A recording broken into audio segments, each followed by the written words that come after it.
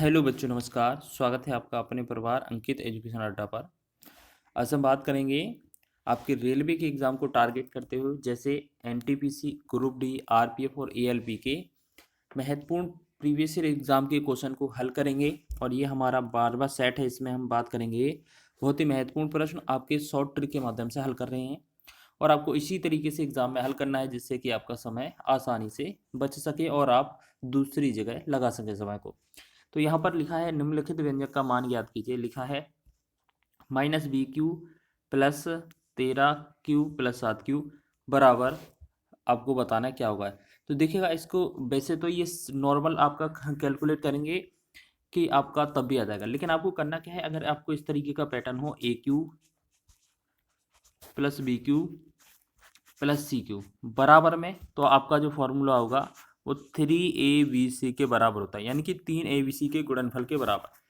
अगर हम यहाँ पर 3 लिख दें, A की जगह -20 लिख दें, B की जगह 13 लिख दें और C की जगह 7 लिख दें, इनका कैलकुलेट करेंगे तो इनका गुणा होगा -5460। तो आपका आंसर क्या हो जाएगा, आपका ऑप्शन नंबर C। अच्छा, एक बात और याद रखिए, ये कब लग सकता है, जब ये AQ BQ CQ है ना, ABC, इन तीनों का योगफल आपका 0 हो जाए। जब भी कभी भी A plus B plus C अगर आपका योगफल 0 हो, तभी ये काम करेगा आपका ट्रिक। ठीक है, जैसे -20 लिखा है पहला, फिर 13 लिखा है प्लस 7 लिखा है। तो आपको पता है ना कि 20 में 13 और 7 जोड़कर अगर घटा देंगे तो ये 0 ही बनेगा। मतलब इस क्वेश्चन में ये वाला अप्लाई हो जाएगा। वैल्यू कोई भी लिखा जाए, आप इसी तरीके से लगाइएगा, बहुत ही आसानी से लग जाएगा। ठीक है, चलिए आगे बढ़े अगले क्वेश्चन की ओर। चलिए, ये भी आपका RRB NTPC में पूछा गया है, वर्ग से रिलेटेड। ठीक है, 97 गुणा 97। देखिएगा यहाँ पर क्या लिखा है, 97 गुणा 97। तो आपको क्या करना है, 97 गुणा 97 अगर लिखा है तो आपको एक चीज़ याद रखना है, ये 100 से कितना कम है।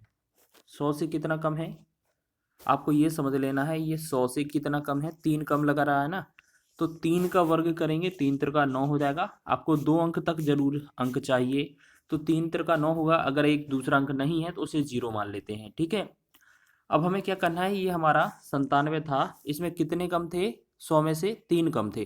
तो 97 में जितने कम होंगे उतने ही कम कर देना आप। 97 में से 3 कम करेंगे तो ये बनेगा 96। तो यह हमारा आंसर हो जाएगा। अच्छा, एक सेकेंड, 3 घटाएंगे अगर इसमें से 97 में से, तो ये कितना 94 बनेगा।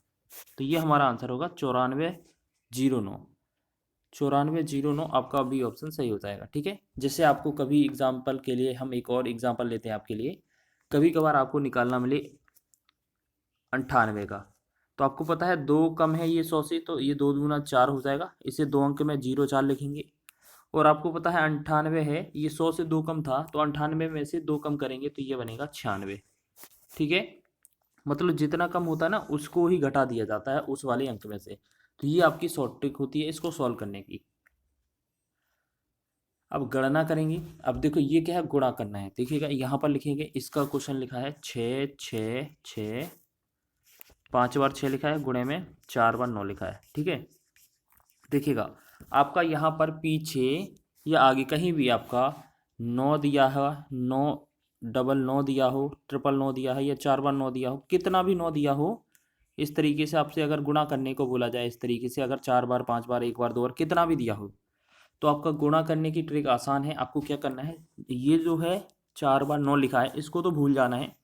जो संख्या लिखी है ना, 1 2 3 4 5 बार 6 लिखा था, यही लिख लेना है। और जितने 9 दिए हों उतने बार 0 लगा देना, 1 2 3 4। ठीक है, 4 0 लगा दिए। अब इसमें से ही जिस संख्या की गुणा करना है ना, 6 6 वाले का, इसी को घटा देना इसी में से। तो ये 5 बार 6 हम घटा देंगे, हमारा आंसर आ जाएगा। तो 10 में से 6 गया 4, 10 में से 7 गया 3, 10 में से 7 गया 3, 10 में से 7 गया 3, और 16 में से 7 गया 9, यहाँ पर 5 6 6 6, 66 65 93 334, 66 65 93 334। तो इसका जो आंसर होगा ऑप्शन नंबर डी इसका राइट आंसर होगा। ठीक है, आपको क्या है, ट्रिक बताइए इस तरीके से अगर क्वेश्चन मिले तो आपको कैसे हल करना है। ठीक है, बाकी गुणा करने में तो आपका समय लग जाएगा। यहाँ पर देखिए क्वेश्चन लिखा है 5.5 क्यू माइनस का 4 ठीक है, बटा में 30.25 प्लस का 22 प्लस का 16। अब देखिएगा आपको यहाँ पर लग रहा है ये 4 लिखा ऊपर, ये आपका वर्ग है, यहाँ ऊपर 5.5 ही है, इसका भी वर्ग है। तो कभी भी इस तरीके का पैटर्न हो कि ए क्यू माइनस का बी क्यू बटा में ए स्क्वायर प्लस में ए बी प्लस में बी स्क्वायर दिया हो, तो आपको क्या करना है, जो आपका ए क्यू माइनस बी क्यू होता है इसका फॉर्मूला होता है कि ए माइनस बी करेंगे हम और A square plus A B plus B square, ठीक है। और बटा में जैसे हमारा नीचे तो ये दिया ही है ए स्क्वायर प्लस में ए बी प्लस में बी स्क्वायर। तो आप एक बात देखें, यहाँ से ये नीचे वाला कट ही जाएगा, मतलब सिर्फ ए माइनस बी निकालना है, तो बस आपका जो आंसर आएगा वो ए माइनस बी करने पर आ जाएगा। तो आप देखेंगे आपको पहला ए क्या है 5.5 है और बी क्या है आपका 4 है, 4 को हम 4.0 मान सकते हैं, बस इसमें से घटा देना है, आपका आंसर होगा। तो 0.5 यहाँ पर 5 में 4 गया 1, यानी कि 1.5 जो होगा इस क्वेश्चन का राइट आंसर होगा। ये आपके बहुत एग्जाम में पूछे जाते हैं, आपको याद रखना है, इनको कैलकुलेट नहीं करना होता है, यहाँ इनमें कोई ना कोई व्यंजक लग रहा होता है, ठीक है। बस आपको याद रख लेना है कि ये आपके फॉर्मूले होते हैं, ठीक है ना, ये आपके फॉर्मूले होते हैं, इस तरीके के एग्जाम में ये बनते हैं, आपको याद रख लेना है, ठीक है। चलिए आगे बढ़े अगले प्रश्न की ओर। अगला देखेंगे, नेक्स्ट क्वेश्चन है हमारा, देखिएगा यहाँ पर क्वेश्चन लिखा है ए क्यूब प्लस का B cube plus C cube minus 3abc की, मतलब ये इस फॉर्मेट में दिया हुआ है। तो आप एक काम करेंगे ऊपर क्या लिखा है, A cube plus B cube plus C cube minus 3abc, और यहाँ पर नीचे क्या लिखा है, जैसे आपको यहाँ पर ए लिखेंगे तो A square B square C square minus A B minus B C और माइनस सी ए। अगर इस तरीके का पैटर्न हो तो आपको याद रखना है क्या हो जाएगा, आपका जो ऊपर वाले का जो फॉर्मेट बनेगा, ये हम बोलेंगे ऊपर वाले का जो फॉर्मूले बनेगा वो क्या बन जाएगा आपका, देखेंगे वो बनता है A plus B plus C, ठीक है, इनटू में क्या हो जाता है आपका A square plus B square plus C square minus A B minus B C और माइनस सी ए, ठीक। और नीचे आपका क्या दिया है, यही वाला कि A square plus B square plus C square minus A B minus B C minus C ए।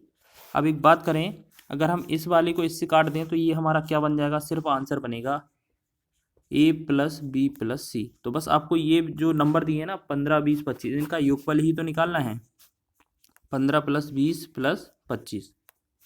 तो इसका जो आंसर आएगा इनको जोड़ेंगे तो 25 15 कितना होगा 40,